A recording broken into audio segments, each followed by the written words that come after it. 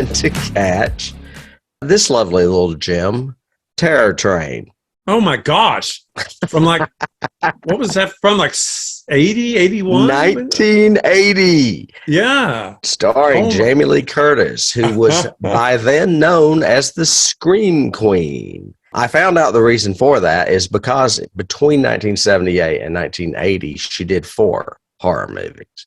Okay. She did Halloween, The Fog, Prom Night, and Terror Train. Mm-hmm. This one was a little Canadian gem.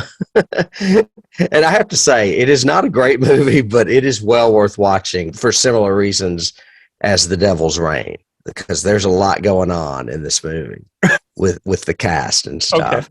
Okay. It was directed by Roger Spottiswoode, who was not a really well-known director, but he happened to be friends with Ben Johnson.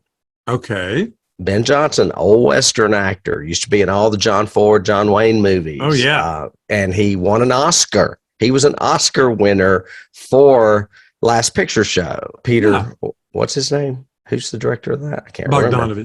Peter Bogdanovich. Yes, exactly. Yep. Anyway, this movie not only stars an Oscar winner, it stars Jamie Lee Curtis, who I mentioned. It stars Hart Bochner, who you might recognize. Yeah, that name is fairly familiar. Yeah, he was the sleazeball office dude in Die Hard. Okay, I mean, I pictured him immediately as soon as I saw him. Oh yeah, it stars David Copperfield in Terror Train. Are we talking about the same movie? There's no way. Yes, he is a magician in the movie as well. Well, okay then. And he's a terrible actor, and he looks exactly like Dan Carey did when we were in high school. Not kidding. I was like, is Dan Carey in this movie? This is crazy. Look at him. Okay. It also stars Derek McKinnon, who was basically taking his friend to the audition, and he got cast instead. And he was a drag queen. Okay. So he was a Canadian drag queen that performed locally, accidentally got cast as the lead in this movie. He is the killer. And spoiler, now I can't watch it. Well, no, I mean, it's very obvious, but I mean, it's kind of done like a mystery because he changes costumes with each murder, but it's set up in the beginning. You know that this guy's going to end up being the killer. So, okay. And then lastly, it stars Vanity. Okay, then. From Vanity 6. Vanity 6? I guess you'd call it a Prince and the Revolution offshoot band of the 80s.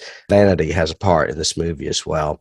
Basically, the synopsis is a college fraternity prank goes wrong. The student ends up in a mental asylum. 3 years later, it's graduation, and the members of the fraternity decide to have a costume party aboard a moving train to celebrate their graduation.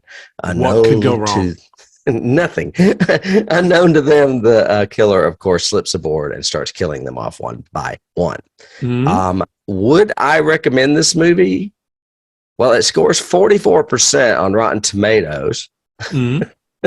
And I would recommend it because it is a classic slasher film. It stars a classic Scream Queen, and even though it's cheesy and pretty bad, it was kind of ahead of its time because not only did it cast a real drag queen in it, he actually becomes the magician's assistant at one point. So he is in drag and murders somebody. And I was like, and this was also around the time that I think Dressed to Kill came out. I can't remember what year that was. I think Dressed to Kill was 81. Okay, very close. So Brian De Palma was doing something similarly the very next year. Yeah. Okay.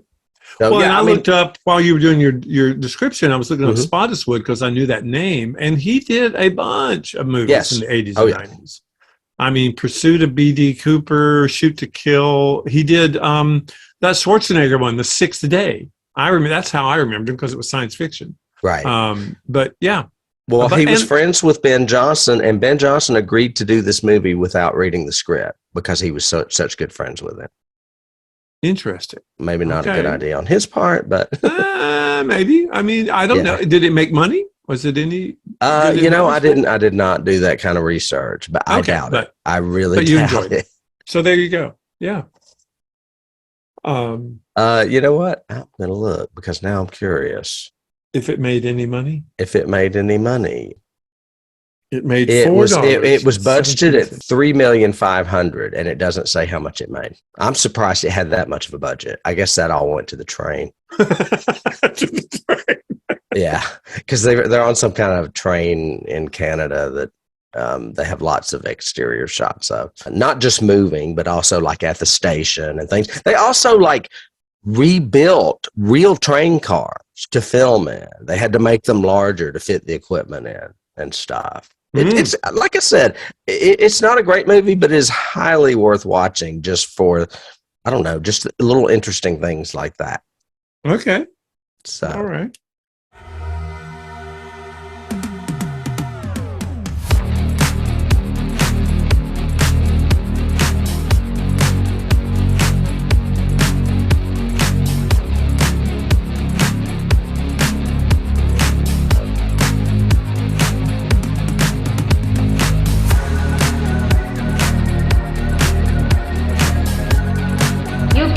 Start the car. Johnny has the keys.